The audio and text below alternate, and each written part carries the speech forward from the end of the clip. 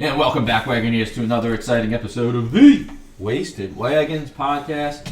With us here, we have Sean, we have Pat, we have Russell, we have Todd, we have myself, I'm Travis. We're actually expecting a full crew today. Biff and Michael will be joining us at some point. But we're coming off of a wine sampling shindig from last night, and I just wanted to kind of go around the table and get a feel for how everybody is doing or how everybody's recovering from last night, because we had consumed quite a bit of wine last night. Well, Mike did just text and say he's on his way and he has some really bad gas. Wonderful. So there's somebody walking in right now. But I guess since I asked the question, I'll go ahead and start. I had sampled quite a good bit of wine last night, and I was actually anticipating feeling much worse than I actually did. I think I was drinking a couple glasses of wine, then I would chug a bottle of water, drink a couple glasses of wine, chug a bottle of water. And I think that actually really helped me wake up with not as bad of a hangover this morning. So I was pretty pleased with that. I mean, I woke up feeling like shit, but I drank a liquid IV, ate my breakfast. I started feeling better. I went to the gym and went on the ellipticals, probably sweating out all the alcohol that I drank. You got an IV in your stomach pump? No. I started feeling better throughout the day, but I felt like shit when I woke up this morning. Yeah, I ended the night, I don't know why, trying to finish, not like me personally, but trying to help finish all those red wine open bottles we had, and I was pounding it pretty hard, and I got to a point where I was like, oh, wow, like I felt kind of woozy. Not that I was going to like puke in your kitchen, but I was like, I better stop. I poured out whatever I had left in my thing, I poured it out. And I was like, no, I'm done. I'll go next. So it went well for me. The concept of the night kind of snowballed. It started off as like just a couple of us were getting together and just doing whatever. A few more people showed up, but it was nice to have almost the entire podcast group there. Mike, I assume you were working, so you couldn't make it. That was unfortunate. But yeah, we had the whole crew there. Had a good time. Like I said, I think we had about 14 bottles. Yeah. And we finished the night with about 4 left, so 10 bottles. And of that 4 that were left, most of them were half empty already. So didn't need to taste that great. It's probably why they weren't drank. So. But I kind of like you guys. I was drinking a lot of water in between, just to kind of help get ready for what might be coming later. So I didn't have that problem. So yeah, I had a good time. I had a lot of fun. Just very laid back, hanging out with the bros, drinking some wine. No one got anything. No one got crazy. We also brought the hookah over, so we got to sample a little bit of that. So Biff went and purchased some cigars. It was a very interesting night. What were y'all's thoughts on the cigars? They were a pain in the ass to light. Considering they're still sitting on that counter over there. So they kept going out, and we didn't have the best of lighters with us, so it was kind of a bummer. You had to suck on those BBCs a little harder.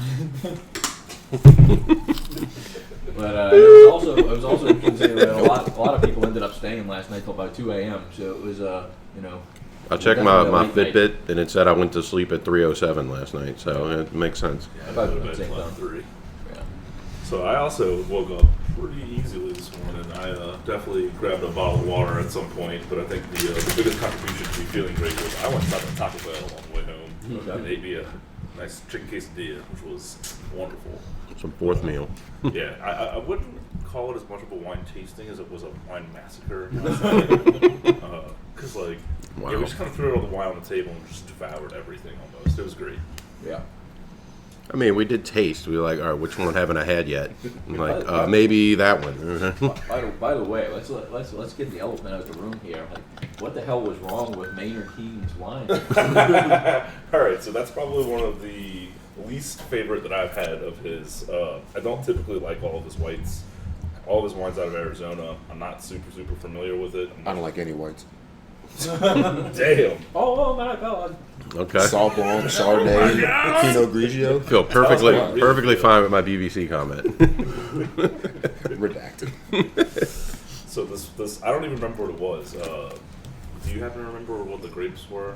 They were Argentinian white grapes, like a Vermentino. Yeah. And I don't remember what the second grape that was in the blend. Why they gotta be white? First and foremost, it smelled awful.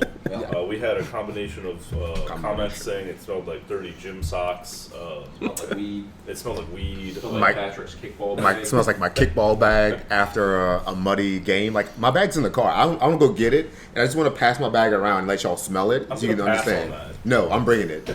If I had to try the wine, then you have to smell my gym, So the caveat to that my was the kickball wine bag. itself didn't taste bad. It wasn't to my liking, but it didn't taste like it smelled at all. It was drinkable. I mean, I had it at least 2 or 3 times because it was there. It looked like it was still chilled. I definitely didn't mind it, but I just prefer. That's something wine. I'd go out of my way and buy, but it wasn't like putrid like people were acting. I mean, I don't know. It's unfortunate. I just drank 2 of his other bottles, which were reds. I mean, Jessica said it smelled like weed or it tasted Yeah, like weed yeah. smells or something like that. It's like, And the thing for me, like the taste wasn't really horrible, but when you smell it, it was so off-putting that you almost didn't want to drink it. And then it wasn't. Now don't get me wrong, certainly wasn't the best tasting wine there either, but I think the smell really threw a lot of people off. So Gibbs Tootie. More Yep. of it got drank than I thought. So yep. maybe it was his actual sweat from like the stage. I kind of just wanted to try because it was his wine. you know? yeah. Yeah. I have more of his bottles. I'm a part of his club. I get wine in quarterly from him. He rebottles each quarter. So there'll be more to come. I actually didn't try it. You know, I'm kind of like Patrick. I don't like whites. Nobody likes whites. Hell yeah, brother. Coming from a guy who used to follow Team Sweden, that's kind of odd. You make certain exceptions. All right, well, Mike, I know you weren't there last night, but how are you feeling? How's everything going for you? I'm feeling great, man. I had some sleep last night. And, unfortunately, I had to work. I really wanted to go, but it just wasn't happening. And I've been having some rough days at work lately. Really busy. Okay. But maybe next time. And that's nothing you care to discuss on air. Maybe you should let us know that off air. Yeah. Well, it's because you had to work again today too, right? Like if you were off Yeah, I today, just you got- probably would have I just been got off. easier for you to come if you were off today. Yeah. It's all good. Well, moving on from where we finished the last episode. Todd and I picked soccer teams to start following, and I'm curious if we're curious on where we are in this process. Todd's already donning a AS Roma beanie, so he's kind of gone full in on it. So Got to watch the game today. They beat Lazio 2-0. Yeah, it was a good experience. It's more entertaining than the Saints game. So Yeah, I'm looking at the logo. Is that like something? it's a wolf with 2 kids sucking its teeth. That's what I thought. I'm like, I didn't want to Is this say the that. sole but- reason that you picked this team? According to Jessica, that's because I'm nasty. That's why I picked it. So It's not the only that she calls you nasty, all right? That's awesome. But if you do want to know why I picked it, go back and listen to the last episode. Well, give you a full. it was a cool logo. We need Cleveland. It's an Oh, that's Italian team. I have nasty. Italian heritage. I like Francesco Totti. He was an international player for Italy. I mean, he played most of his career, all of his career for Roma. So it made sense. It made sense for me to pick the team. I actually listened to that episode today. But no, much like Todd, I don't have a beanie yet, but I actually did order a scarf off of eBay. Funny story is I did, had some drinks one night and I loaded up my cart on the. I chose FC Köln, which is their logo is Billy Goat. Turn. So I went on their team site and I actually loaded my cart with a beanie and a scarf, and total for those 2 items was going to probably be like $35 or something like that. But then when I saw the shipping, I had to back out of the deal because it was going to cost $40 to ship a scarf and a beanie to the United States. That's ridiculous. So I decided to not hit the button on that, even though I was kind of tipsy when I was doing it. I decided to have better self-control. But I did find a scarf on eBay that was within the United States.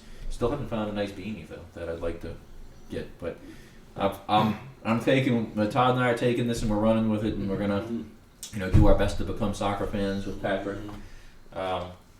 Which leads into the next episode. I think. Hold on one second. I'd like to say just a little small piece about this.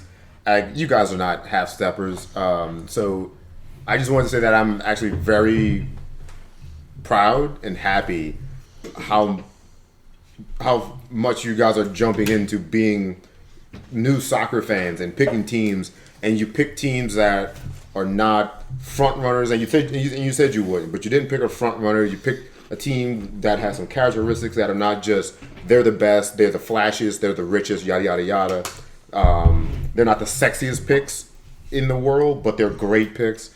So I'm excited to. They're not Golden Knight picks. They're not front running Golden Knights picks. No, not on that level. But and that's not to discredit your pick. I understand why you picked the Golden Knights, Mike. Thank you. I don't love it, but I understand why you did it. But no, I'm excited to just watch you guys enjoy the beautiful game of soccer, be it your clubs in their domestic league or the European leagues that they're going to be playing in. Hopefully over the next 4 or 5 months before the season ends, and then you'll start right back again in August with a new season. So you're right past halfway. You've got half a season to go. You'll get about a 3-month break, and it'll be season again. So preseason starts right around first week of August, if not a little earlier for you guys. So One thing I will say that's really cool about watching soccer, though, is one, all the stadiums look really cool. Two, they're packed to the gills. Like, it looks like every fucking game is sold out. Everybody's got the beanies, everybody's got the scarves, everybody's got flags they're waving. The crowd is completely energized. There's noise going the whole time. I mean, it's to me, like, I never thought I would like soccer because it's not exactly a very high scoring, fast paced game. Mm-hmm. But just the energy of the crowd is one thing that kind of keeps you into it. So is your team in the MLS? No. No, it's in the Bundesliga. German league. Bundesliga. Yeah, and his is the Italian league. Italian league. And then they also have the CONCACAF you're talking about? CONCACAF? That's a North American thing. That's like a North American, South American, Latin American. It's a North American World Cup, but it's only for that side of the world. Yeah. So it's a World Cup type thing, not a league. Countries, yeah. Gotcha. But it's only for like North, South, and Central America, I think. They have La Liga in Spain and the Premier League in England. Do any of the leagues play each other? No. That's a Patrick question. They do exhibitions, they have friendlies or whatever the hell. There's like European tournaments. So if you're the top 32 teams. I apologize. I should know this. So the top 32 teams that qualify will play what they call the Champions League. So that can be 3 or 4 teams from the top 4 or 5 leagues. They all play in a big tournament. The teams that didn't make that, like the next, I guess, 64 to maybe actually 80 something, they play like a couple rounds to get down to like a final 32, 16, 12, 8 and such in what they call the Europa League. So there's actually a chance that Todd and Travis's teams could play each other in some competition. Just like they could also play Barcelona in a competition if something were to work out where Barcelona played in that second division type tournament. Last question. Mm-hmm. How do you plan on watching these teams? It was a real struggle for me to start watching AS Roma because I knew it wasn't on ESPN Plus, which I have. ESPN Plus covers La Liga, the Spain League, and covers Bundesliga, the German League. They don't cover the Serie A Italian League. So I was hoping that with Patrick's account, it would through YouTube TV, you would get it through Paramount Plus. But you need to pay like $15.99 extra a month for the Deportes channels. So I actually found it on a streaming site online called livetv.sx. Sounds legit. But hey, I was able to watch the game. They had some annoying ads that kept popping up, but I mean, other than that, it's watched the whole game. I mean, you don't want to watch Deportes? I don't want to pay $16 extra a month for it. Yeah. And I lucked out in the sense that I picked a team that is going to come on ESPN Plus. Right now, they're in like a little break. They played a game on December 22nd. Their next game is January 18th. So they had a nice little stretch break. But I do look forward to watching that game on the 18th. I'll try this one first. And like I forgot to put these in my pocket. The cool thing about when you get into soccer and watching is that though there aren't a lot of goals scored, there's always action all the time. There's no real breaks or stoppage in play unless there's an injury or there's a video review of a goal or a disallowed goal, or whatever the case may be. So you get 45 minutes of action, a 15-minute halftime, and then another 45 minutes plus whatever stoppage time it's going to get. So yeah, there aren't as many goals, but there is constant moving action, similar to like hockey in the older days when it was a little less stoppage of play for icing and things like that happening. So it's at least entertaining. You can just constantly watch it, and you don't have commercial breaks to worry about and all that. You get a good 45 minutes. A game is start to finish on the TV broadcast is under 2 hours, and that's great. Yeah, but I'm definitely excited for this new venture, and I know Patrick will be right there with us to give us any tips along the way. If you need any help with rules, let me know. The offside is the hardest rule to figure out, and then determining what isn't or is not a handball based off of A hand job. hand job's a job. I'm good at all kinds of jobs. $20 is $20, my friend. Oh, that's when they do the flag thing, the little card. Yeah, So that's when you what. don't do a good hand job. Not quite. No, that's yellow cards and red cards. That might be a different kind of card. Might be in your household. It could be a different color card. I don't know. Is it true that 2 yellows is a red? Yes. And then a red, either way, you're suspended the next game? Yes, straight red is that's crazy. next game suspension. Five yellow cards is a automatic 1 game suspension for that after your 5th win. Wow, okay. So 5 yellow cards is like a red card. 5 yellow cards even over the course of X number of games. It becomes Yeah, a red. I got you. Yeah, and it resets, so you can get multiple of these in a season.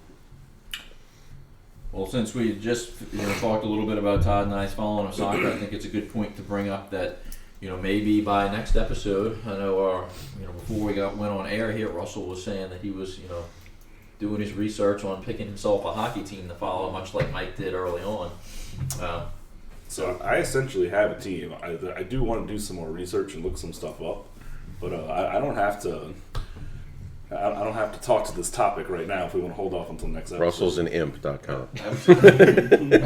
No, absolutely. I don't want you to give any more information away.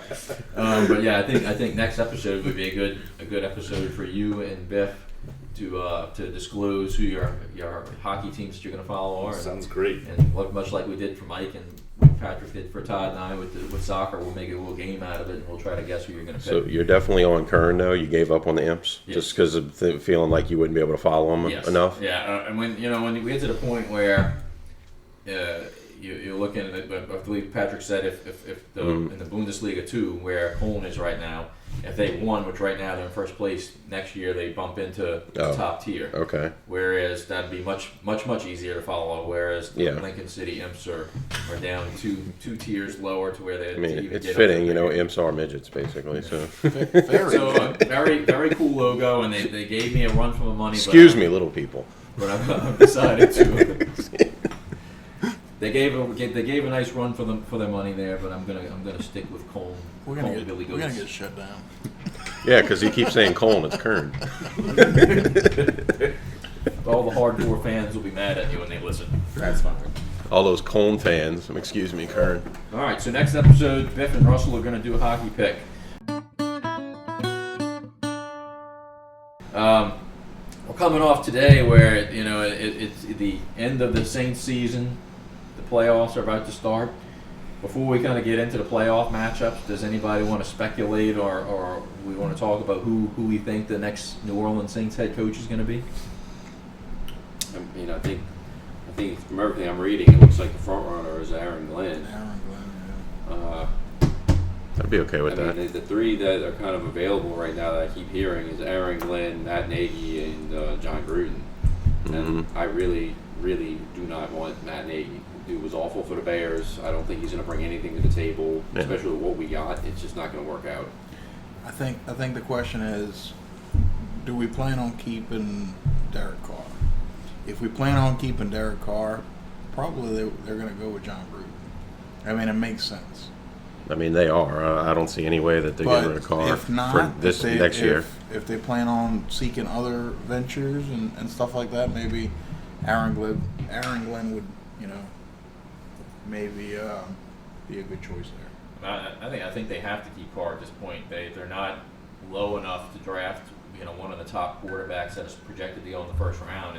And from what I'm hearing, like beyond Cam Ward and Shedeur Sanders, there's most of the guys are going to fall below the second round. If what I'm hearing is correct, that I read an article saying that maybe this is because he's having elbow surgery, but I read an article saying that they're projecting Carson Beck to go in the 5th round, which is kind of crazy to be a first-round pick to start the season, and now you're projected to go in the 5th. So I think the smart move would be hanging on to Carr for another year and try to groom a nice backup in his place, maybe draft somebody. But when it comes down to head coaching, I know Patrick would be against this, but I would be okay with Gruden. I'd be okay with Aaron Glenn. I really want Ben Johnson, but his name hasn't been mentioned anywhere near the Saints. So I would really like Mike Vrabel, but I think now that Mayo got grabbing him. I think now that Mayo got fired today, I think the Patriots are definitely going to be picking him up as their head coach. So you think they did that because they really want Vrabel over, like, because Mayo, they gave him 1 season? Yeah. And it's like, okay. I thought it was kind of premature too, but I think it's because they probably really want to bring Vrabel in. Mm-hmm. I think a lot of things a lot of insiders are saying was that he's done a lot of things, Mayo has, to like talking about his team and calling them soft in public and not having control of the locker room and other things like that. It wasn't so much the X's and O's, but he's done a lot of offensive, like bad things as a coach that you should not do, even though this is only his first year. But some stuff apparently has been inexcusable. Most notably, how he handles the press and the media, talking to them, what things he said to his players, about his players, and then he's also just getting out-coached, which is, I guess, to be expected as a rookie coach. But he also had no prior, like, defensive or offensive or special teams coaching before this, I don't believe. This is his first coaching job, period, not just head coach.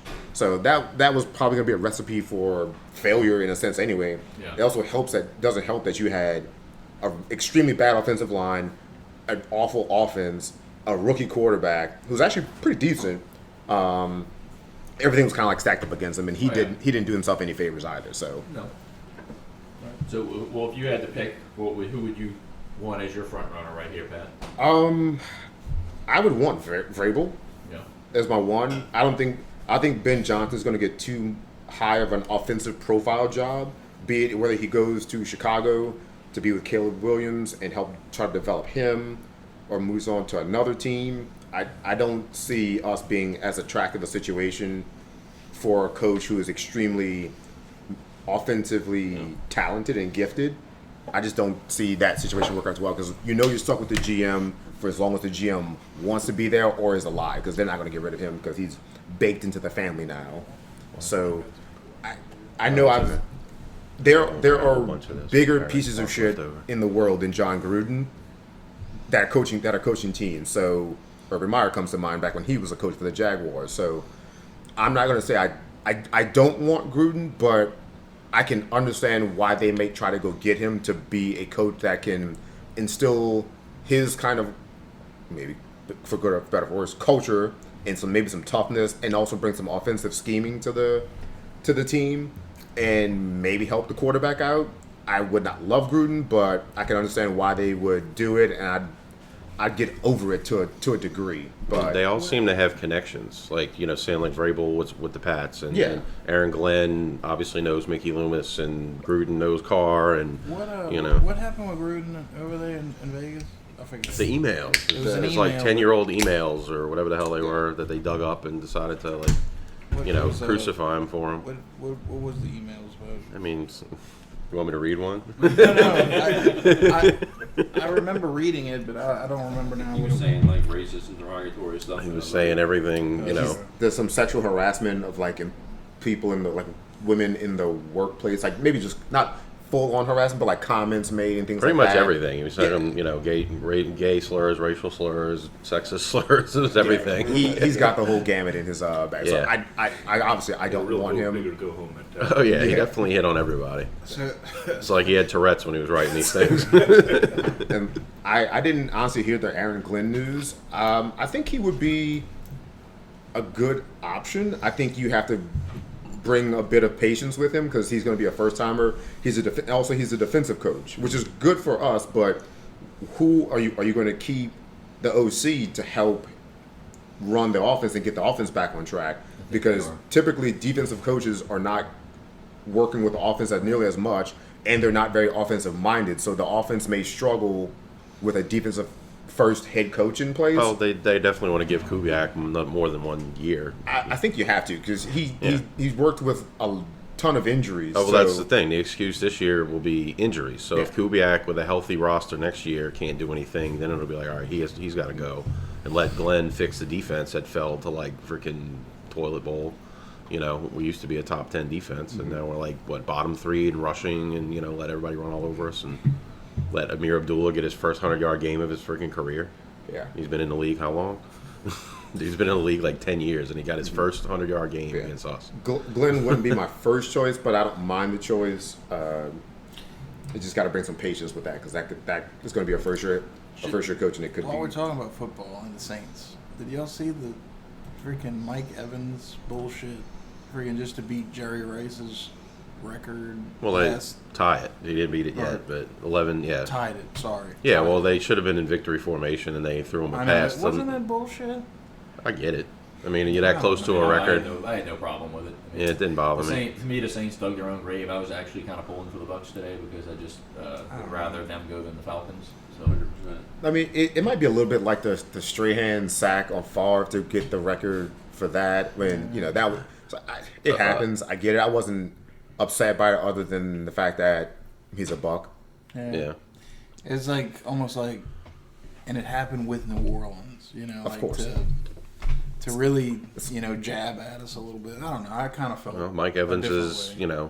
destroyed us for many years. So Yeah. it's- I mean, I totally agree with your sentiment of how like man, that sucks that it happened against us, and that they for sure also the motivation was to do it against us as well. So, but I mean, hey, we should have stopped them from doing it. I was really hoping the Saints would really come alive right But there. the other No, point is we're like, not doing that's that. the point too. You knew they were going to do one more play to him. To him, It was right. going to him, and the Saints Yeah. couldn't stop it. So Yeah. to me, not only did he get the 5 yards, he almost I got a was- first down I was too. perfectly okay. There's our man.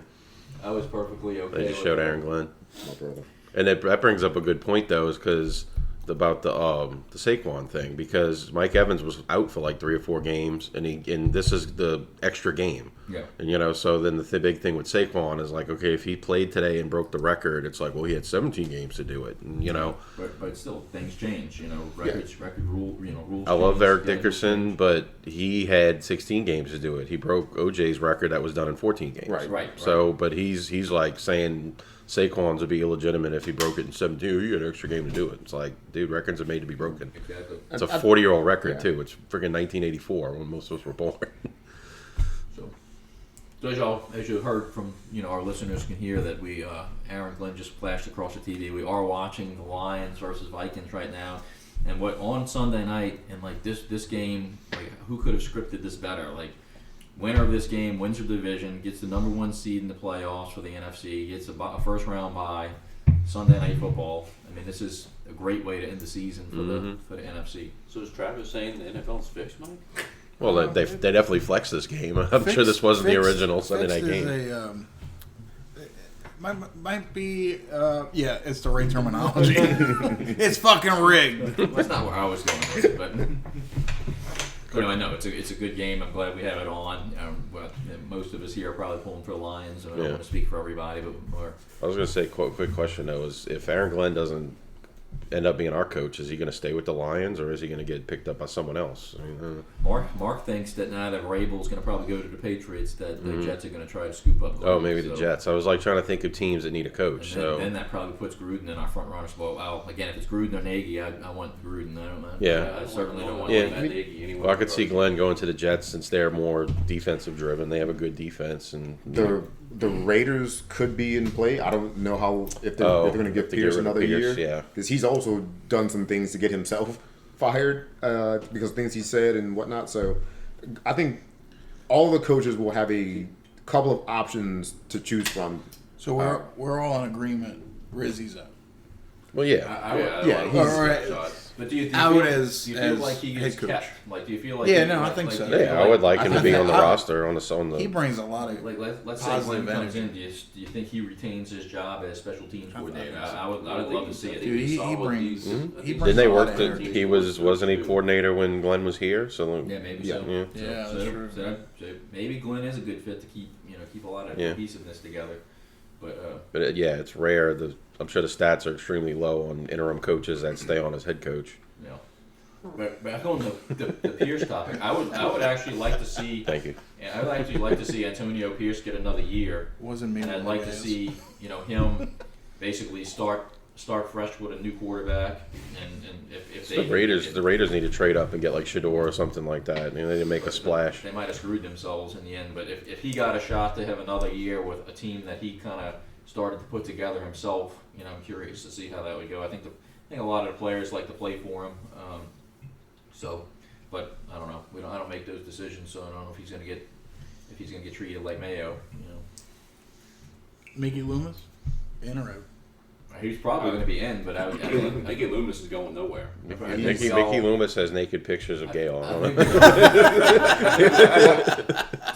So I'm funny you say that, and no, I don't think he does. But if you look, from my understanding, from a lot of insiders with the Saints, he is Gibbs got laid kind of like grandfathered into that family.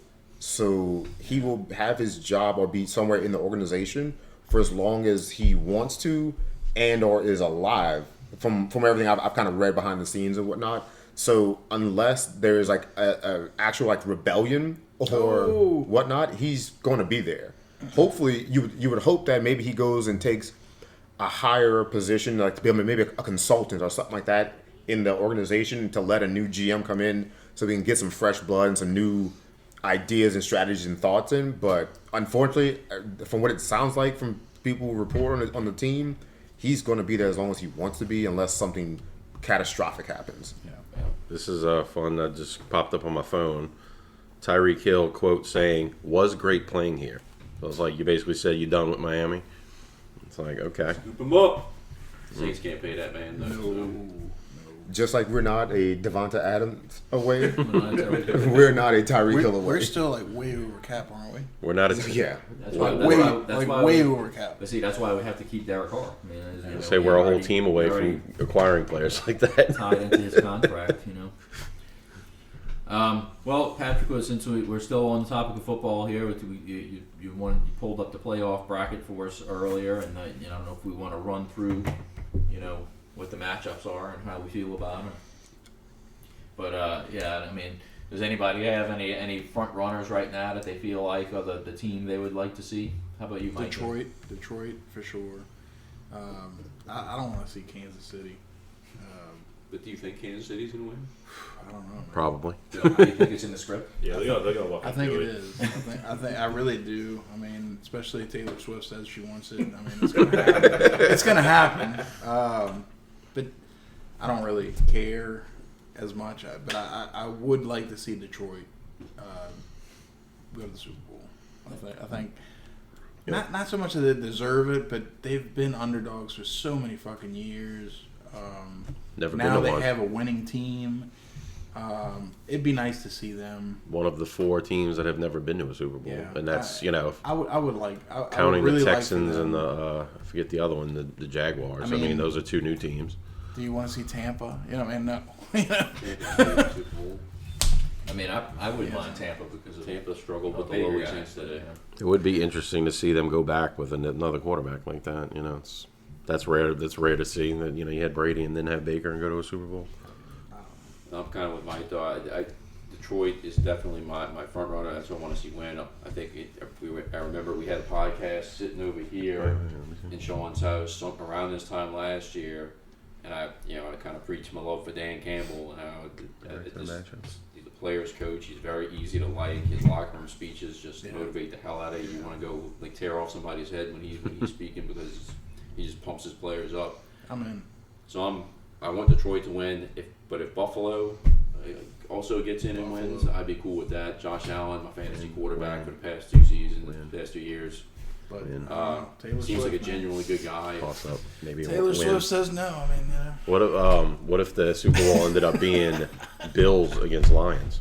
To me, that'd be a win-win. That's I think tough. I'd probably have a slight preference for the Lions still, Mm-hmm. but that would be one where I'd go home happy either way. Like, Yeah, if the Bills won, I wouldn't care. and that would be a rare situation because they haven't had a Super Bowl like that in a long time. Yeah. at my house we cheer for Josh Allen. Jamie really loves Josh Allen. He seems like a good dude. Yeah, he's So does Jamie have the hots for Josh Allen? No, it's all about the good dudes. She's all about how they are like or perceived good people. Like NFL Man of the Year type You thing. don't know how they really are, but If you haven't watched the Four Falls of Buffalo, great 30 for 30 on ESPN, you should definitely watch it. I've seen it. I like how that team prides themselves on those 4 losses. Like they're like a brotherhood because of it. It's like we've done something no one else has done, even though it's in losing. But Yeah, so just kind of looking at the bracket and kind of going over the games. Oh, wow. I'll start. I guess the AFC will go over there since that Watch side's this. already done. You have Chargers are at Houston as a 5-4. Baltimore is hosting Pittsburgh as a 6-3. And Denver going to Buffalo as a 7-2. Obviously, the Chiefs have to bye. To kind of piggyback on what you guys were saying, at least for the AFC, either Buffalo or Baltimore winning is good with me. I don't really have a preference of who wins it. I don't know. if I'm Baltimore fine won it, dealing with it's surprising. I would not be that upset. More for Derrick Henry, not really for Lamar. But Buffalo's at the top They're the two. too. Yeah, Kansas City's number 1. that's right. That's right. of course, Kansas we City. can't forget about them. Yeah. Which you figure if Baltimore and Buffalo win, they'll play each other. Which that's going to be an amazing Great game. game, yeah. That'd be an amazing game. But yeah, for the two franchises, I don't have a preference of which one I prefer to win. I'd maybe slight lean Baltimore, but I think Buffalo might have the better chance of beating Kansas City. But then again, I really don't Lamar know. and Derrick Henry, what they did in the first game against the Chiefs was great. They should have won that game, and Jefferson almost. I'm not a huge that's out of fan of bounds. Lamar. I don't know why. I don't hate him, but I don't love hate him. I don't love but- him either. Yeah, I don't really love him, but I don't know. I mean, I Bills, could say I wish he was on my fantasy squad. Bills. I think for me, is that Chilada? somebody might have- Candy canes. Mike must like the white seat as well. No, it's not about. It's not about that. It really isn't. So on the NFC side, the winner of Detroit and Minnesota will be the one. The loser will go on the road to the Rams as a 5-4.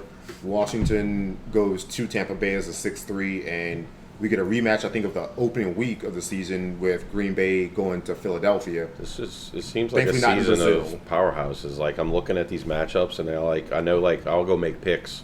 I'll do a parlay and pick the winners of each one, and I feel like I'm confident in all of them. Like Yeah. Chargers over Texans, Oh, yeah. Ravens over Steelers, Yeah. Bills over Broncos. Yes. Right now it's got Vikings, Rams. I would say Vikings over Rams, Yep. Commanders over Bucks, and then Eagles over Green Bay.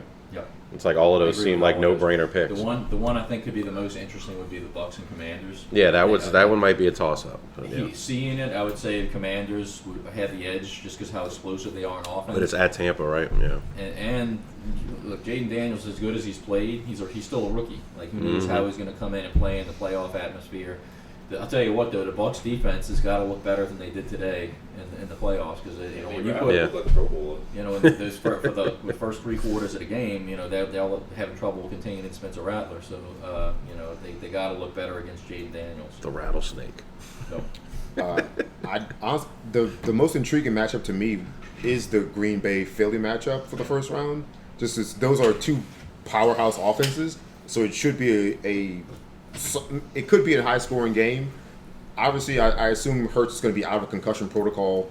Oh, yeah, they saved Tuesday, him, Wednesday, Thursday, yeah. Well- And Saquon will be rested. So will some of the offensive line. So we get to see how they play. Green Bay lost today to yeah, Chicago. They're kind of Yeah. tail spinning right now, and they just Christian Watson tore his knee today, so he's not going to be. Oh, did he? I shut up. didn't know about that. So he'll be out. So not that he was their best player by any stretch, but he's their deep threat. And I remember he Green won't be Bay's available. defense was kind of like under the radar at times this year, like fantasy wise too. But I still don't. I know Philly's D is good. That's what Yeah, their offense is good, but that's a well-rounded You like- team. I mean, they're the 2 you seed like for a the D? reason. Like what? You like the D? Do I like the D? The Detroit Minnesota loser going to the Rams is also going to be a really good game because the Rams, kind of like the Bengals, can score. Yeah. When they're right, they can score anytime they want to. I mean, you go back to the game they played against Buffalo. That was an absolute shootout. At what, both teams scoring 40, 45 or whatever. It was like that. So I would possibly pick Rams over Vikings, but if it ends up being Lions, I would say definitely the Lions are going to win.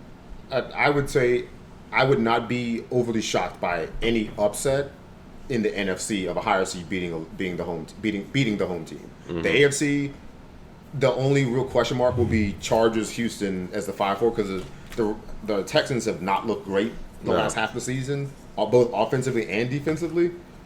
The Chargers are very solid, but Baltimore, I expect them to take care of Pittsburgh like they did earlier, and I don't know if I give Denver much of a chance against Buffalo unless Bo Nix isn't throwing interceptions and Patrick Surtain is playing great defense to help him out. You know Sean Payton's going to try and like slow that game down, but I think Josh Allen throwing and also running the ball is going to be way too much for them to deal with. Watch out. Oh boy. Careful. Oh, did something disconnect? Oh, that's just a power strip. Like it's going to shut the whole podcast down. Well, You tripped the mainframe. so before we move completely on from football talk here, do you guys happen to remember who ended up winning the fantasy football league this year? Some assholes. No, who were they? Some assholes. Yeah, exactly. Yeah. These guys. First ever back-to-back champs, baby. Todd and I are actually getting fitted for gold jackets to join the Patrick, Sean, Mark, and Doug Club. So we're getting fitted for our jackets now. So I just applaud you for not letting the Neils into that club first before y'all. Appreciate it. Yeah, because they would have been 3-timers if they won, right? I think I don't normally speak for everyone, but I think I'd speak for everyone on the podcast and the rest of our fantasy football league in saying that we are so happy for you guys that you guys won again despite all the adversity, and you had a great season filled with a lot of drama and ups and downs, but the better team prevailed. I am so thrilled for you guys. I'm not being held at gunpoint to read this or reading off a cue card.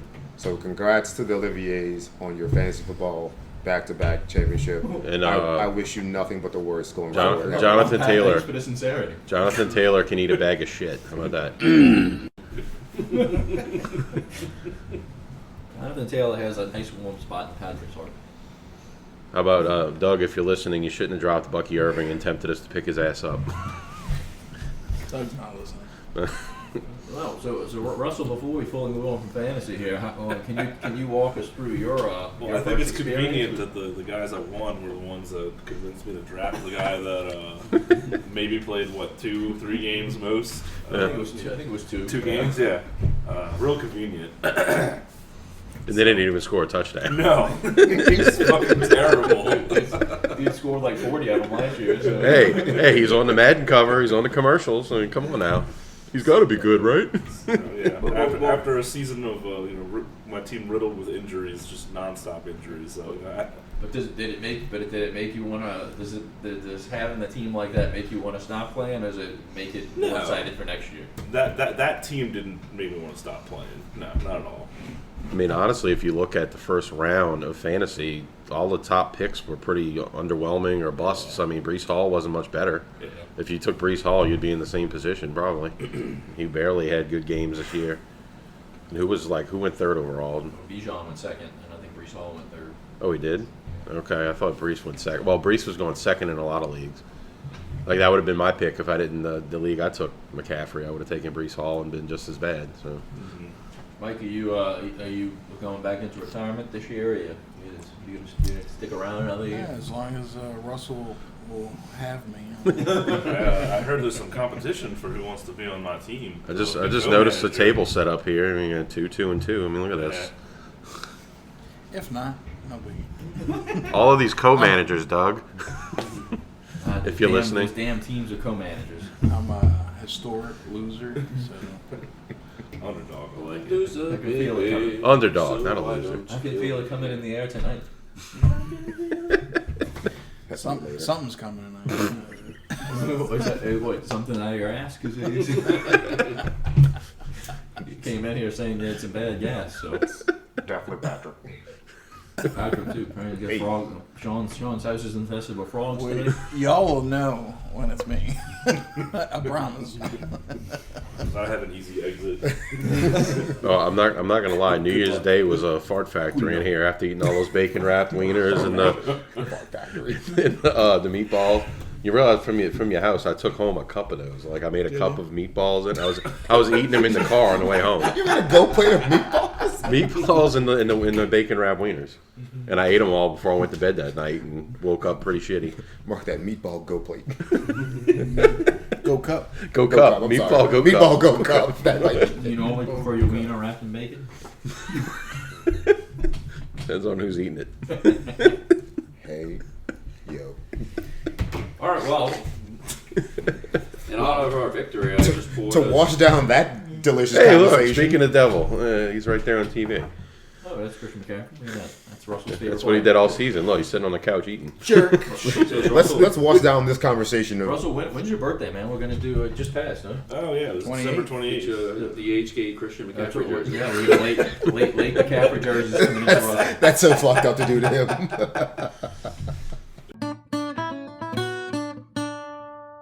Anyway, but yes, while all those shenanigans were going on, Todd was pouring out a drink for us, and then Patrick also has one that he wants to try afterwards. So go ahead, Todd. What do we got? Alright, so this is Candy Cane Imperial Stout from Dewclaw Brewing out of Ewing, New Jersey.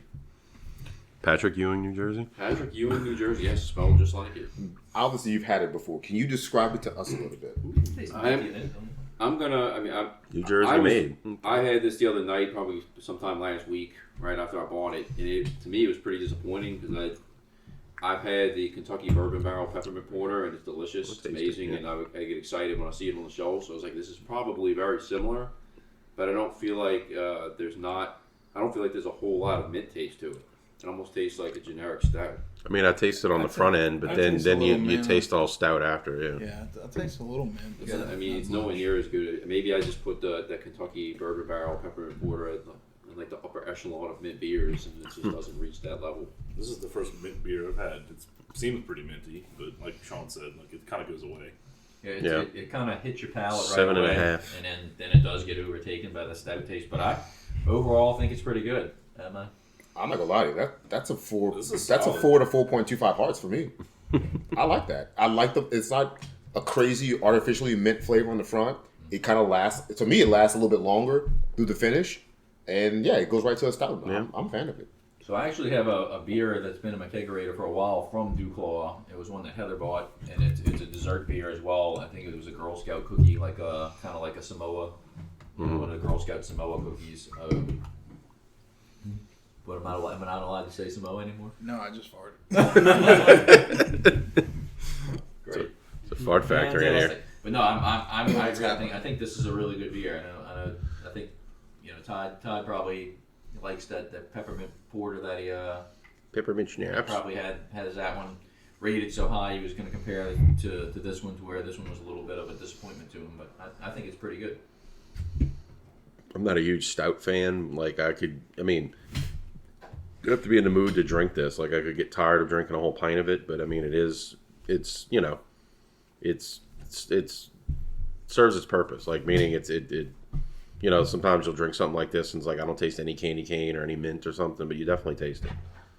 So Yeah, I mean, for a seasonal beer, I think it's fine. I would probably have like a 1 4-pack of it. Maybe 2 per season. Have one every couple of days. definitely like that. seasonal. That's Yeah. something you drink year I round. think I could drink a bunch of these in one sitting. I Right. could, yeah. One beer. I would go through the whole 4-pack in a day if I wanted I to. couldn't do that. I could. Well, this is probably really good on draft when it's really, really cold. That's fine. Well, with any stout, kind of. Like, do you want to wash your palate clean, or you want to go to the second one? It's I not, think we got it's not a like a bubble wet burst. mic. It's not as slippery. Some of those. Well, if the That one came with a If prize? the smell lingers too long, we know Mike probably shook his You pants. might want to check to see if there's the stain on that cloth seat. It was funny. We were at this house when Shardy. we had that Yellow Jacket episode Jacket. with the dueling farts. Remember that? Yeah, so now we have Yeah, Mike and Patrick ripping him at the corners today. I only ripped one. That was my Swedish hockey jersey I was wearing. I mean, soccer jersey that I was wearing in that Yellow Jackets episode. to go ahead? You want me to pour? Yeah, so this beer I got it when I was in Houston. It's from a company called Saloon Door Brewing. And it's very interesting. They have some rules, quote unquote, for you on the side of the can. But first, to start off, it's a Nitro Imperial Stout, 11%, so very strong for a 12-ounce can. I think it's one of the coolest beer labels I've seen in a while. It's got a pair of boxing gloves that says "I must break you" black can with orangey red lettering. But rule number one is you must hard pour this beer. Number 2 is do not tilt the glass. Number 3 is open the can and pour straight up and down. Number 4, seriously, you must hard pour this beer. It's way better. What does hard pour mean? Just like dump it fast? Like, Straight, like straight up and down like that. You're not tilting like that or trying to like. How are you gonna do that in these little white cups? Well, we're gonna do that. We're breaking the break you rules. You're gonna go. Maybe tomorrow night I will pour it in a pint glass and try it the way they intend me to enjoy it. If you break one of the rules, Dolph Lundgren knocks on your door and comes and kicks your ass. I mean, as long as he gives me an autograph first. Winner, winner, lobster dinner. Seen that commercial? Don't hog it all, Patrick. That was a very hard pour. I got something hard for you. Hey, yo. Is that a promise? I noticed it's interesting. The candy cane one, they're both Alfred. imperial stouts, but this one's 7.5%, where that one's 11.5? Or 11. 11. Yeah. I basically learned that imperial, whenever they put imperial, it just means it's like harsher, heavier ingredients, and it ups the percent by volume or whatever. It's like imperial stouts usually like in the 8-9% The shit range. comes out like motor oil. It looks like Most stouts, yes. Here. Did you get any? No, not Oh, yet. really? Not bad. It's okay. I was looking at the candy cane. I'll need some more. Hold on. But anyway, Hey, you do have another can. It's okay. It's like that's for me. All right. Let's go. Cheers. Cheers. I must Cheers, break you. pieces. well, this Cheers, beer. guys. Cheers. If he dies, he dies. Oh yeah. Puts a little hair on my chest. Yeah, that's definitely 11%. Oof. Felt the pube pop out. It's it's a little thick.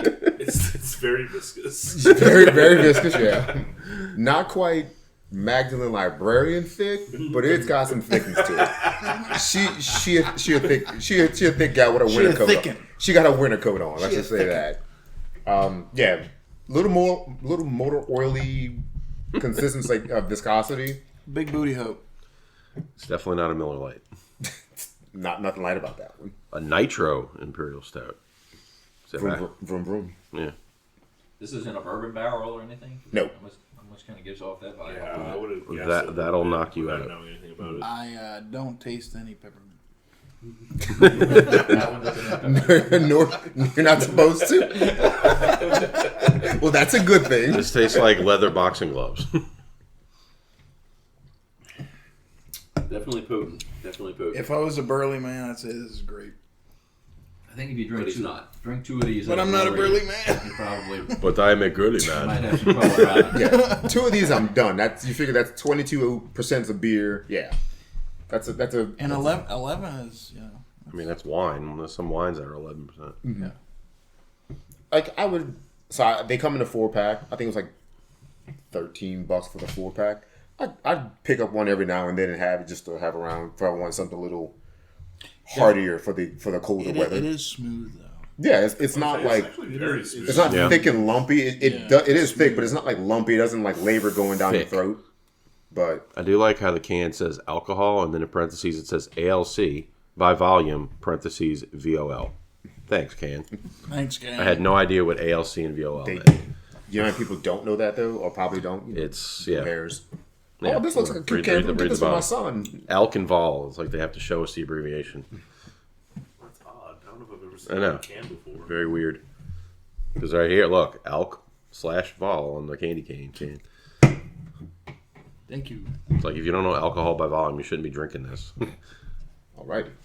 Thanks, fellas, for bringing the beer samples. Webster, Texas. Continuing on with drinking, and you know, kind of where we started a little bit when we talked about the wine the wine massacre, as you know, as Russell referred to it. What? We also nailed down quite a few drinks at Mike's New Year's Eve party. Mike, would you like to tell us like how you feel like it went for you? I know, and I don't even want to ask how much money you spent on fireworks because that was a crap ton of stuff you and Jason laid out at midnight. Well, it was Jason too, huh? He buys a bunch of shit. So I think it went Yeah. extremely well. I was very happy. if you're sharing it, This was, I'm gonna just go ahead and say probably the biggest New Year's Eve party that I've ever hosted. Not people wise, just vibe wise, I guess. We set up a little DJ booth for Biff. I'm so happy he finally came. He was able to DJ for us. That was really cool. We got the approval for blocking off the street, so it was a full-blown block party. I have a lot of older neighbors, so some of the neighbors didn't show up, which I didn't care. I mean, it was nice, just having us there. Good vibes. Yes, we spent a lot of money. This is probably the most we've ever spent. And when I say we, I say me and Jason. Over $1,000 in fireworks. That's a lot. Yes, it's a lot, but I feel good about it. In the sense that we got our money's worth. I think we went this year to a new place in Mississippi and got like a wholesale type price on some of these things. So I felt really good about it. Where in Mississippi? It was where was it? Mississippi. It was in Picayune, Mississippi. Okay. Picayune. You have to have like a special account to go there, all kinds of crap, but whatever. Anyway, good time, good fun, good people. Yeah, it's great. Had a good time. Do you have a special? Did y'all have a good time? Yeah, that's a fantastic time. Good time. Next year, the goal is to have it bigger and better, and we're going to continue doing the whole block party, and that was the key for me. And it's not to say, oh well, I had a block party. It was really so that we didn't have to worry about traffic, especially with the fireworks and the kids. Have the traffic passing. I know years past, you'd set up a firework in the middle of the street, and then some car would come, and you had to move and all that stuff. So we didn't have to worry about that this year. We're taking a picture currently.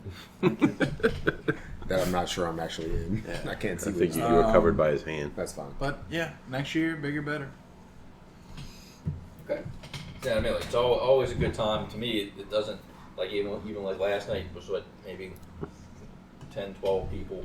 It does, to me, it's all about the people who come rather than the Absolutely. Well, yeah. Absolutely. 100%. And I had a really good time. Being with y'all, everybody at this table, really means a lot to me. All the Wasted Wagons were in attendance. Yes, it means a lot to me. New Year's is one of those holidays. It's unlike anything else. Partly, my birthday and everything, but just being with y'all, y'all and your families and my family, together, just really good time. Yeah. A great way to celebrate your birthday. Yeah. I wanted to sing Happy Birthday to Russell, but we were having so much fun. I totally forgot about it. We had a cake and everything. Russell's going to get his surprise, or Russell's going to get his surprise Christian McCaffrey jersey mailed to him. We had a cake for you. Someone's gonna end up with a pile of shit on fire in their house. It's very nice considering it was literally your birthday. I know. After midnight. we had a couple cakes, and one of them I was going to leave for Russell. But anyway, I forgot about it. So a good night at Mike's. I know. We ended up probably leaving your house probably around 1 o'clock. Yeah, it was late. I probably got. I was probably in bed by 2 o'clock. Yeah. And we wake up the next morning to alerts on our phones, turn on the news, Horrible. and to find out that there was a terror attack in New Orleans, and now that the death count was 14 people, 14 innocent people, where they don't even count the bastard who did it as a death. He got what he deserved. But yeah, it's just definitely a senseless thing, and it's a shame when you see a lot of the people whose pictures come up and they're so young in life, and then going out to have a good night and a fun night and had to have it end like that. Just terrible. So a lot of things played in my mind about that, and the very grim reality is that could have happened anywhere, anytime. This kind of stuff happens, in other parts of the world, and we're not used to that here in the U.S. But the reality is, it can happen anywhere to anybody. Truly tragic for those families that lost those loved ones. And part of the thinking, I was trying to replay things in my head, like what can we do as a city? What can we do better? I was thinking, Bourbon Street needs to be shut down for traffic. Like, nobody should be driving on Bourbon Street, this, that, the other. But no matter where you are, this could have happened. Like, so I don't like the blame game stuff where it's like, they had ballers, but they weren't using them, or they weren't ready yet. It's if like, it wouldn't have been on Bourbon, it would have been. They had a else. target date for the Super Bowl. They were going to be ready by February for the Super Bowl, and it's like they weren't quite ready yet. And it's like, it's almost like saying when 9/11 happened, they didn't put up the building blockers yet. And like, we're just like going to have everybody wants to blame people, and it's like you can always say woulda, coulda, shoulda, but it's just I do want to say, I know a little bit behind the scenes, and I want to say that the people, EMS, all the different EMS companies that came together as mutual aid to help. We sent we sent 5 ambulances over there from our service. Some other services sent units over there, and we all got the job done. Helped the injured, brought them to hospitals. The nurses and the doctors at all the regional hospitals did an awesome job. And it could have been more deaths if it weren't for those people. Would you? You were obviously off New Year's Day. I was off, but you were. If you were working, you would have been called in. It would have been my shift. Yeah. Jeez. Yeah. It would have been my shift for sure. So, some of my shift actually went. So. Yeah, that's wild. Yeah. So I tip my hat to them. Everybody involved with that did an amazing job. So. And like you were saying, this guy was gonna take some people out no matter what. Like, that was his plan. From what I'm hearing now later, he had planned to set up a bunch of pipe bombs that were hidden in coolers all there that he planted all along Bourbon Street. One was the coolers. Might have got one. Make sure there's no pipe bombs in it. One was right in front of Cat's Meow. Yeah.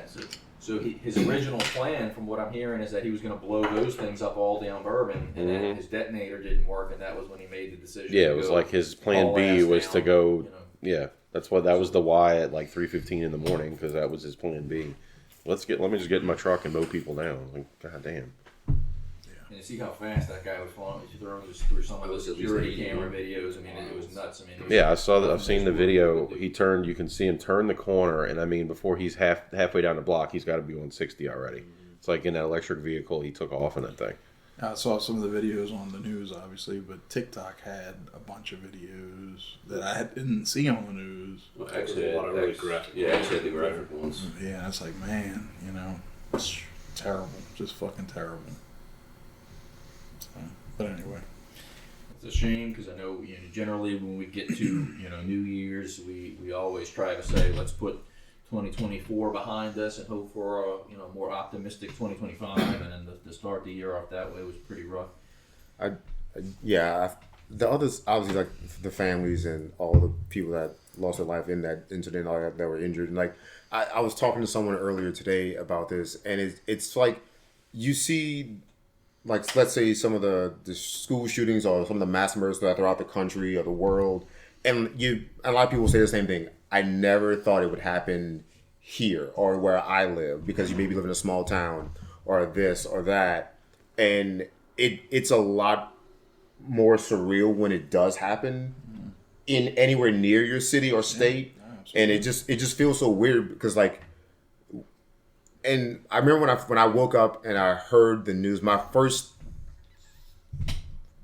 thought in terms of like trying to like process what happened was I pray this was more like a DUI situation where someone's just drunk and turned down bourbon and this is just all a really bad accident, not an actual terrorist attack. And mostly because for as much self-inflicted violence as New Orleans has, a lot of it is there's not a lot of other violence in terms of like a shooting or things like that because most people are party goers here to have a good time.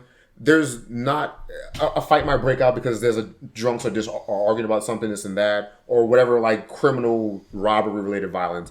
Rarely I don't think I've ever heard of an act of violence like this. Yeah. And I certainly because you're saying we're in New Orleans and our crime rate is crazy, but that's not everyday crime. That's terrorism. No, right. Is way different. It's on a different scale. Yeah. A bigger city like maybe it's like New York, LA or something like that where there are a lot more important buildings and structures my biggest to the, thing is to the why country. Here? You know, why I mean I get Bourbon Street's famous, but why here? This is the only thing though that I thought and hopefully our listeners can let me understand where I'm coming from too. Everybody came together. Everybody was super upset. We are still super upset, pissed off, aggravated that this even happened, right? Yeah. But we need to be like this. We need to have this same sentiment when we have shootings in our city every freaking day. When this happens, not just a terror attack, like every time somebody gets murdered in the city of New Orleans, and unfortunately, people kind of like, oh well, there's another shooting in the city. Get desensitized. There's another murder. Mm-hmm. Oh, it's a city.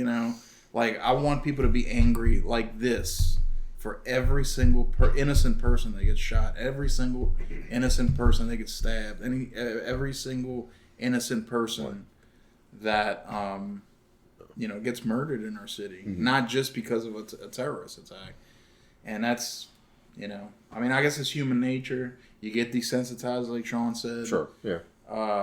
But we need to be angry as a community for this and every single innocent life that's that we lose.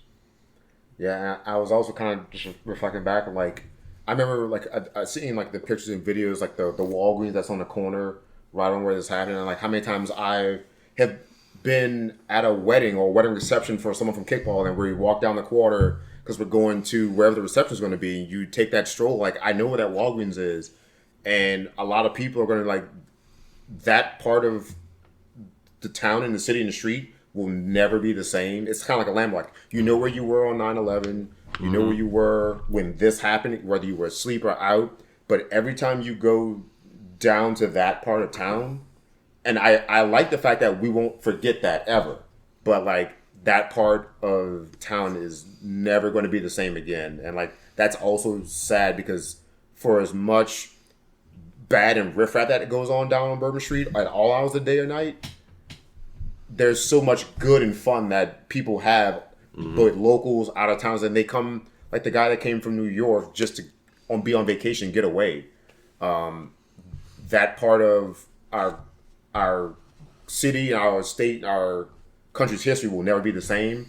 Just like that part of the city won't be the same ever again. That's also really, really sad too, because people go down to Bourbon for a good time. We can shit on Bourbon Street all we want about how that's home for the tourists now. It's overplayed and this and that. We've all had positive, good times. 100%. And every single one of us down there like, at 3 a.m. Absolutely. Yeah, right. All of us. Yeah. We can shit on some of the establishments that we hate going to, but we'll be right there getting Flaming Dr. Peppers at 3 o'clock in the morning, or going down to get po' boys at 3 o'clock in the morning and sitting on a step eating it or whatever. So we can everybody can shit on like Bourbon Street, but that's just a place to go for a good time. Maybe you could be at the casino just and it's like, hey, let's go walk down and get a drink maybe or something like Have that. a crystal burger or something. Yeah, Let's go to the nudie bar. I mean, let's go to nudie bar indeed. Yeah, Let's go ride the bull at the Bourbon Cowboy. Let's not.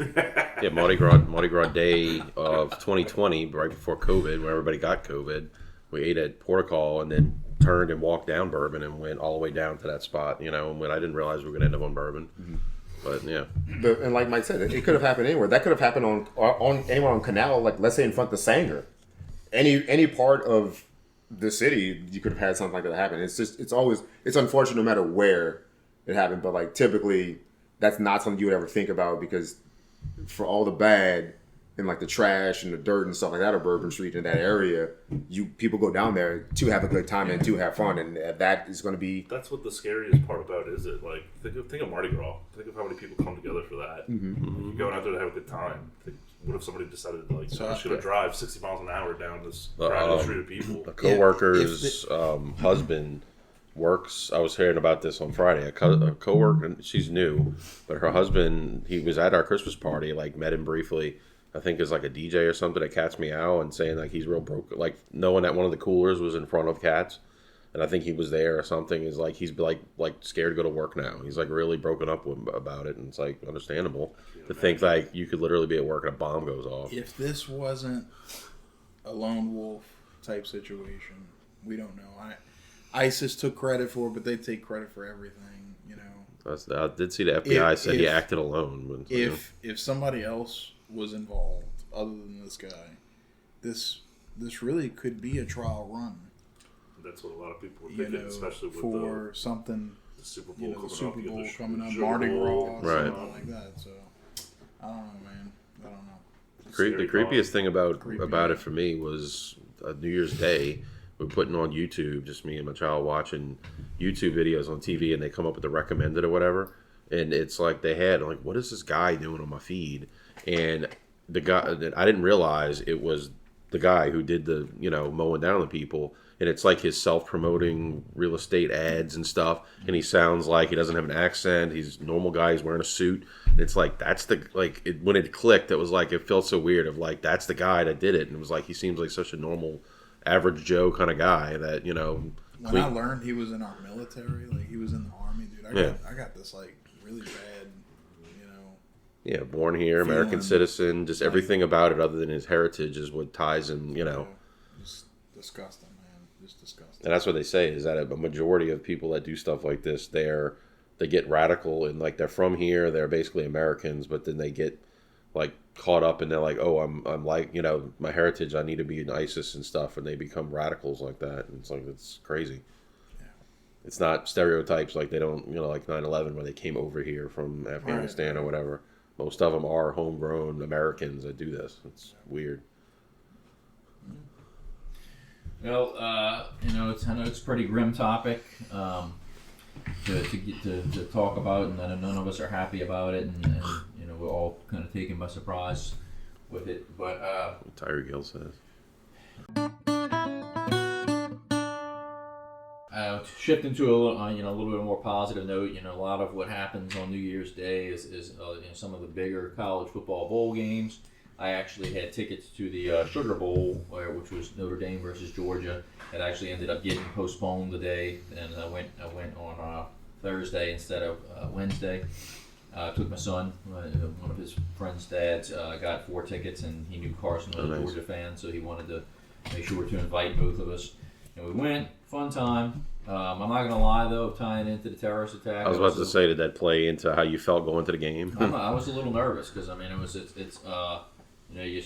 wasn't necessarily worried about getting in or getting shot at the game or anything like that. I was actually more concerned about like bombs being planted in the Superdome, something along those lines. But it all ended up working out okay. We had a good time. Unfortunately, Notre Dame ended up winning, so Carson ended up not enjoying it as much as I wanted him to. But overall, a good time. And just one more positive thing around college football bowl season. The Ohio State Buckeyes rolled over the Oregon Ducks, heading to the semifinals. So that's a big positive for me. Does anybody have any other takes on bowl season? When are the next games? When are the semifinals now? They're coming up Friday and Saturday. this weekend. This weekend, okay. Where are they at? Are more bowl games, or how are they? Good The question. Sugar Bowl is in what Texas and Ohio State are playing in Texas. Or I forget, maybe in Dallas at the Cowboys Stadium, possibly. But is that considered a bowl game? It's or a, is it's a bowl game. I don't remember what name. Because they still for the keeping bowl. it where the championship's the only non-bowl I game, didn't see a basically. Fiesta Bowl you played this year. Is one of them the Fiesta? Oh, maybe so. I think I remember hearing it when I saw the bracket. They named all the different spots were one of the bowls, like Rose Bowl, Fiesta Bowl, Cotton Bowl, whatever, So it's probably just. I think it's still where the championship game is the only one that's like the extra game. That's not a bowl game. I believe so. The only thing I have to really add is to Travis. If y'all do not win this national championship, y'all are frauds. It's actually the Cotton Bowl. There you go, Cotton Bowl. Ohio State and Texas are in, and then the Orange Bowl is Penn State. And where's the Cotton Bowl? That's in Texas? Yes. Arlington, Texas. Arlington. Okay, it's at Stadium. AT&T Stadium. And Okay. the Orange Bowl is in Miami. Miami. Florida. So, Miami. South Florida. Yeah, but Texas, I think, is going to give Ohio State a really good game. I expect Ohio State to win that game with the way their offense is playing, and Texas kind of just muddling around for a lot of their games throughout the season. Penn State, Notre Dame, probably two of my most disliked and what I would consider overrated programs in the country. Yeah. So I didn't realize Penn State won. So yeah, I don't care who wins that game. I'd love for them to just both lose if that's would ever be possible. Penn State's kind of had the easiest draw of the whole tournament. They played SMU in the first round and they played Boise in the second round. Yeah. So they're playing two schools who don't really play anybody. So I think Notre Dame is going to give them a run for the money after what we saw them do Georgia. But look, let me be serious here. Like Georgia haters. I mean, not Georgia diehards were very hard on Carson Beck this year, he threw more interceptions than he did the previous year, but he had a fantastic junior year. So I mean, it's not like what he did this year was any slouch. Yeah. The fact that he wasn't in the game was probably the difference in that game. He didn't play the whole game. No, he didn't play at all. He had to have elbow surgery. Okay, that's what I remember hearing something like that. Yeah. He was the. I mean, not having him was the difference. Gunnar Stockton came in and looked great against Texas, but they also had no tape on him. So you could see the running plays that worked against Texas that Stockton did, that Notre Dame had that contained the whole game. And then you were forcing Stockton to throw the ball, and he really didn't do a great job with it. I really feel like missing your starting quarterback was the biggest piece to that puzzle. Notre Dame's quarterback didn't break 100 yards pass until the very end of the game. So I mean, it was largely a defensive battle, and I really feel like if Georgia had their starting quarterback, it would have been a different outcome. I agree with you. I also think that Georgia, through the totality of a year, is a team that they seem like they can't get the consistency going, or once they get going, they kind of stall out. Similar to what Texas did. Like Georgia lost the games they lost, the offense was not clicking all the time, and you would think for a high-profile program like Georgia that can get pretty much any five-star recruit, or most any five-star recruit, at least be in play for one, they would have done better. But yeah, missing back for as up and down as he played throughout the course of the year, having him not being there and having to rely on is Stockton a true freshman? Yeah. Yeah. Oh wow. That's a tough spot for true freshman. That's Jesus. a tough spot for any starting quarterback coming in for his really his first start ever. Yeah. Dude barely has hair on his balls. Yeah, but and look, I'm not knocking Stockton by any stretch. He's going to have a bright future ahead of him. Sure. It's just funny, entering, with chats and seeing, again, Georgia blowhards, we'll call them, acting like Carson Beck was a piece of shit this year. And it's like, yeah, he threw more interceptions than he did his junior year, but he had a ridiculously good junior year. He did. I would say he did not really take maybe a big enough step forward. Right. And I think that's probably the biggest frustration because they know they have the receivers, the defense for the most part, and the running back for the most part to do well and win a lot of games. They just needed the quarterback play to be at a consistent level and to play higher, and that never happened. So that was probably why they were all up in arms about how the season went out like that, though. But yeah, it definitely made a difference in the game against Notre Dame. Notre Dame felt like the more balanced team in terms of, even though they didn't throw the ball a ton, they ran effectively and did enough to keep Georgia off the field so that they could run the game the way they wanted to. I don't doubt that the Penn State Notre Dame game will be good in terms of these are not the greatest offenses, especially from a passing standpoint, but they're very capable on defense and running the ball. So probably low scoring, but very entertaining. I just don't care who wins the game because whoever wins, I don't think will beat either Texas or Ohio State. But I don't even slightly favor Ohio State in the game. I expect Ohio State to at some point pull away from Texas because it'll be kind of a muddy game, a physical game, which would be great. But yeah, if they beat Texas, they're going to run through Penn So State. those like are they did. the Final Four is Penn State, Notre Dame, Texas, Ohio State. Mm-hmm. Okay.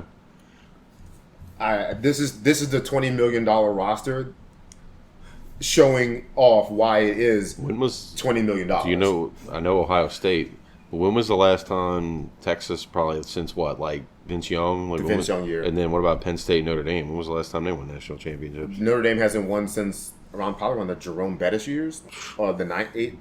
Jesus, it's like late '80s, maybe. Maybe Lou, I think Lou Holtz was the last national championship for Notre Dame. okay. Like, that might be like '88 or something like that. Penn State, I don't know if Penn State has one before the '70s. I mean, whatever. Yeah. Or maybe Paterno. If Paterno Right, has right. one, I don't know when that was, but don't that know, would be yeah. the last one. Wow. Yeah, but that's all I got. I don't love Ohio State. I'd like them to not win it, but I think they're going to win it, and it doesn't bother me either way. I'm already looking forward to 2025 and maybe seeing what my Florida Gators look like come. That's all on the Nate train. I didn't say that. Name train. That sounds kind of sexual. I know. It's, I Write didn't that say down. rape train. I said the Nate train. I didn't say that either. I know that I insinuate that you said that. you're writing that down, aren't you? You threw yourself under that one. Title. I didn't say rape train. ... Oh baby. Speaking of, I like the severe thunderstorm warning we got up there. Y'all already know where I am here. I'm On the rape train. I'm on the Buckeye train here. Buck that nut, son. The brown eye train. I mean, my college football team was irrelevant all season, so But you are. I don't really. You are. Oh, this But must I be am. baseball. Oh I damn. am ready for Oh, damn. college baseball season. So. Who the So I hell already is got that? my soccer hat on, and Roma Have- did win today. Roma did win. It was a good game too. Nobody cares. And Mississippi State baseball.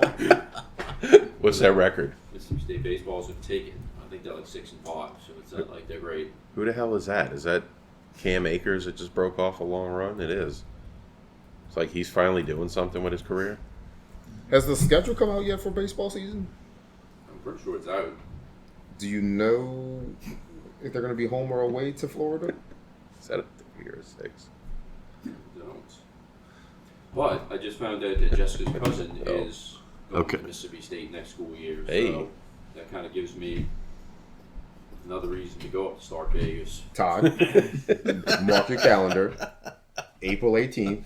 It's a Friday. You might have to call in sick to work. We can go to Stark Vegas. Florida, Mississippi State, April 18th. Baseball. Yeah. Yes. The dude. The whole weekend, actually. So, road trip. Yeah, it's We can go for a Saturday, Sunday. Or something like that. We ain't got to go on Friday. We go Saturday, Sunday. sounds like a plan. All right. Book that shit. Book that shit. April 18th. That's actually probably right around that's actually when we're probably going to be in Cleveland if we're going. Well, I'll So go- when the I'll hell is go for Easter it. this year? Everybody's been talking about Mardi Gras, but when's actual Easter this Yeah, year? that's Easter break right there. It is, yeah. Easter yeah. Easter Sunday is the 20th. Well. It's April 20th. Guess we're not going to Stark Vegas then. Here's that Crescent City Classic we gotta run. Shit. Well, if Mike wanted to throw out a political reference there, we did recently lose Oh shit. a past president who actually lived to be 100 years old, and Jimmy Carter passed away since our last pod. And that wasn't sarcasm. He literally was 100. He did not look God. Well, I mean, his wife had just died in the last year, and she was up there too. I mean, Yeah, I don't think I've seen much negative about him at all on either side of the political landscape.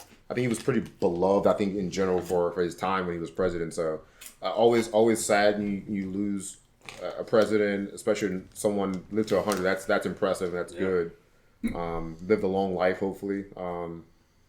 But yeah, if we had a shot to pour out for him or to drink for him, we'd do so. There's still a little bit of this Dew Claw I just but never mind. Rest in peace, Jimmy Carter. How about some I obviously must break you? So if he dies, he dies. We weren't even born yet. We weren't dead. born yet when he was in office. He's dead. He's dead. But yeah, so I thought you said this Duclaw.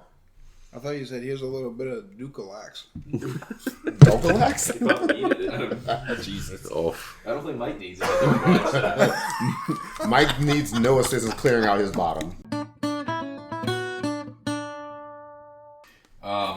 Now, to kind of close out this What? episode, we're in 2025. Why don't we talk about our goals for 2025 individually and as a pod? Who would like to start? Yeah, I don't really have any. this sounds like work. I haven't come up with my goals yet. I mean, I just got done with year-end performance review. Right. I don't really have any individual goals. I guess just don't die. I mean, I dread that every year. Like my review at work, it's like 3 goals. I'm like, I don't fucking know. I want to bang more. But I guess just get out. I want to continue getting a paycheck. Yeah. Just get out of the second half of the school year. Have it be a relatively smooth, easy second half of the school year. I want titties in my face. I don't know. I mean, don't really have. I mean, even like as far as like fitness goals, I don't really I want to have butt sex. have anything in mind either. You know, just Give or receive, Mike.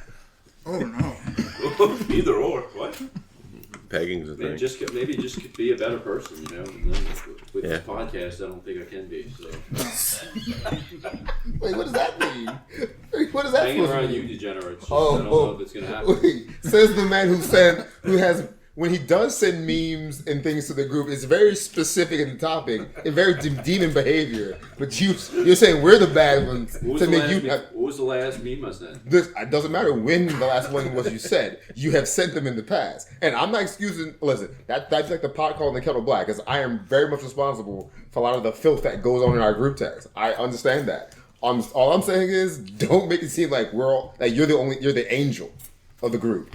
Last meme I sent had Chairface Chippendale with a ticker on it. It says, "Her, where do I sit?" Me, it's Chairface Chippendale. Who has a chair for a head? I'm just saying the pot's very racist. So I'm gonna. The kettle is. Kettle called the pot black. I'll get a little more serious with this then. Oh, somebody's pulling a cord down. So- Thank God somebody is. Most of us, Lift up. all of us with There we the go. exception of Mike, went to St. Louis last summer on a guys trip. And I think Shit. There we go. we all had a really good time on that, and I think that would be a goal, for me, is to do more with you guys as far as like vacate. Stark Vegas, baby. Did you say butt stuff? No. What stuff? What stuff? But, What stuff? What? No, what? just like vacationing with you guys. I know Yeah. it's something that we haven't really done much over the past couple of years, and last year got a real first taste of it, and it was Interception. with the exception of one incident on that trip, everything else seemed to go really fun. And What incident you're talking about? We'll choose.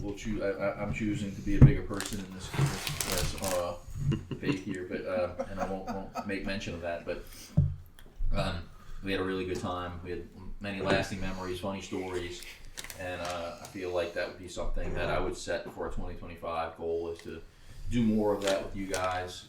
Even if it's something, I know, Todd and I are going to California during the summer. We hope most of y'all can go. We're trying to plan an Ohio trip as well.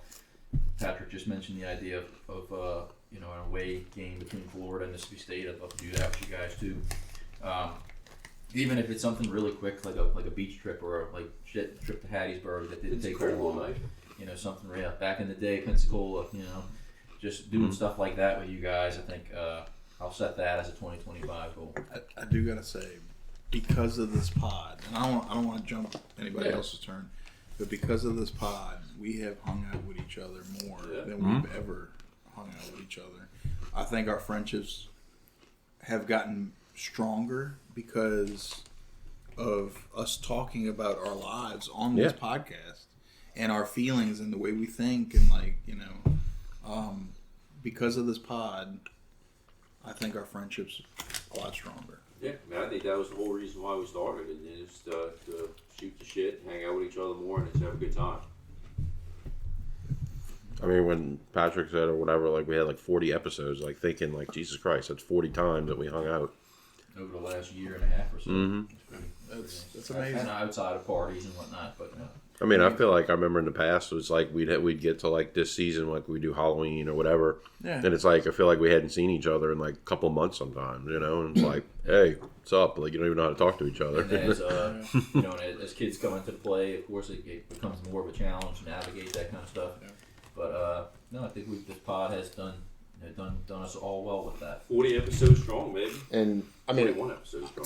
to kind of piggyback on it a little bit, especially with what Sean just said. Russell, obviously you've been the newest member of the group and the pod per se, so you weren't really around for this time. Like there was a long stretch of time, like we all met in college at UNO for the most part.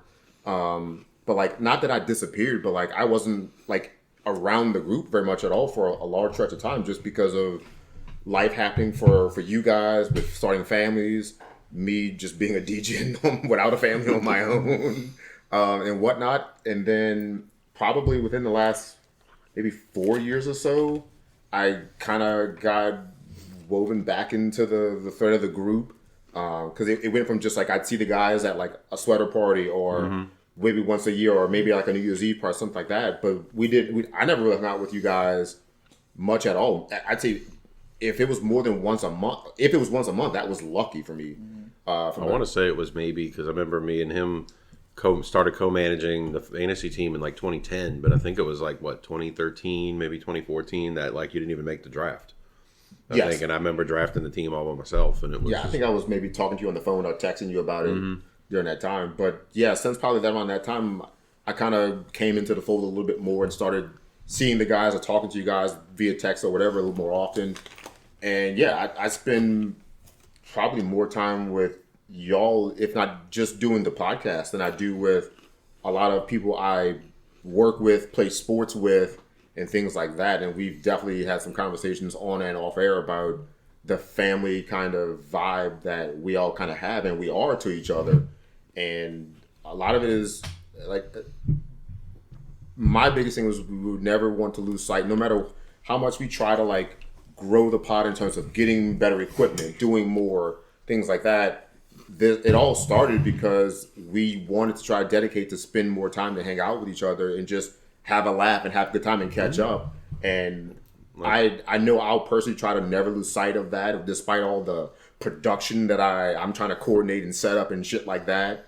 It's still a reason and excuse for us to get together. Well, it's always the explanation when people say, how many listeners do y'all have? And it's like, that's a hard thing to answer. It's right. Like, it's not like we have thousands of listeners, but it's, the number of listeners and followers we have matters, but it doesn't matter. Right. It's nice that we are progressing, even at whatever pace. But ultimately, we're going to keep doing it as long as we can, just for the sheer sake of we want to hang out with each other and have a good time. And I think we all enjoy it. Like I thought Russell would be the perfect person to fit into this group because he gels well with a lot of things that we all like, and he's into those things. Probably more so of those things than I am with that. So in a sense, he's got more to speak to with you guys about from like anime, movies, and music and things, some other things like that than I do. But it's always been about the bond and the togetherness, and that'll never get lost on me. It's like no matter what the numbers look like or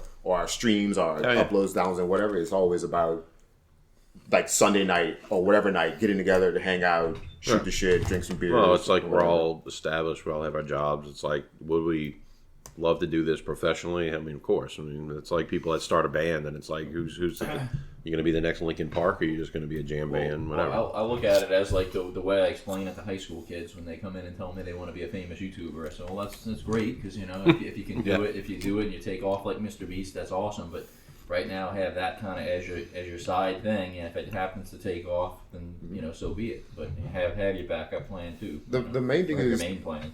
The main thing if for people who want to do that, and like that, it kind of ties in for us too, is just do something that you like or love doing, because then it's easy. You'll want to do it and do more of it. So this is what we want to do, and we want to hang out with each other no, regardless, we just happen to have microphones in front of us, and that's about it. We're no different off air versus on air for the most part. Some people. And I'm speaking for the group, but everybody wants to do another one. Yeah. Like, I'm ready for the next episode. You know, like to hang out. And I'm ready to hear who Russell's hockey pick is.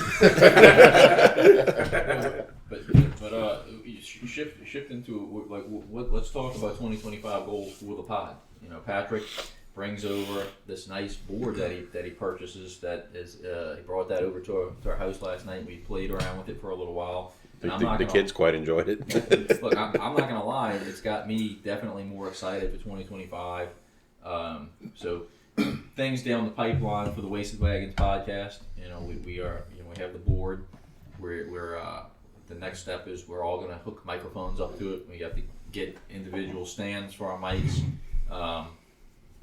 We played around. Like Patrick's got the headphones on right now. We played around with the headphones last night, and it actually is a good feel for when you're talking. You can hear everybody through your headphones. Hear everything. It's very. I mean, hear the crickets chirping outside. It's very nice, and that's something that we're going to be putting together. We're also going to be starting to conduct some interviews with some relatively, we'll use quotations here. We'll call it like relatively famous people that we Celebrities. What are you talking about? You know, we're going to start with PJ Hawks of the Wildcat Wrestling. We have that interview lined up for Friday. Yeah. He's pretty famous. So yeah, I mean he's claim to fame. He jumped off. I was going to say he jumped off the second floor of Esplanade Mall. So that ought to be fun, and we're going to try to line up as many of those. Former Nicholls State quarterback Chase Forcade has agreed to do one with us as well. So we're trying to get this going. I've reached out to Joey Lahad. He hasn't answered me yet, but I'm sure he'll be You down. don't know anybody who you think would be a good interview for the pod. Just offer their name up, see if they're willing to do it. Travis has personally guaranteed Jamar Chase. No. I did not do that. Jamar Chase, No. Christian Fulton. I was about to say you probably have a better chance at Christian Fulton. Isn't he on like his third team now? Todd mentioned up a good one was Cyril Grayson. I could definitely reach out to him. Spent some time with the Tampa Bay Bucks. Did some New Orleans Saints practice squad. I think he would be down if he's in town. Todd's goal for 2025 is to track down the baddest man on the planet and lock up that interview scheduling for I us. would personally like to have Blake Dean. I mean, He might have to ask his parents if he can be on the pod. I don't know what Megan Steinmet's title is, but I think she's kind of over the baseball team. She follows our podcast.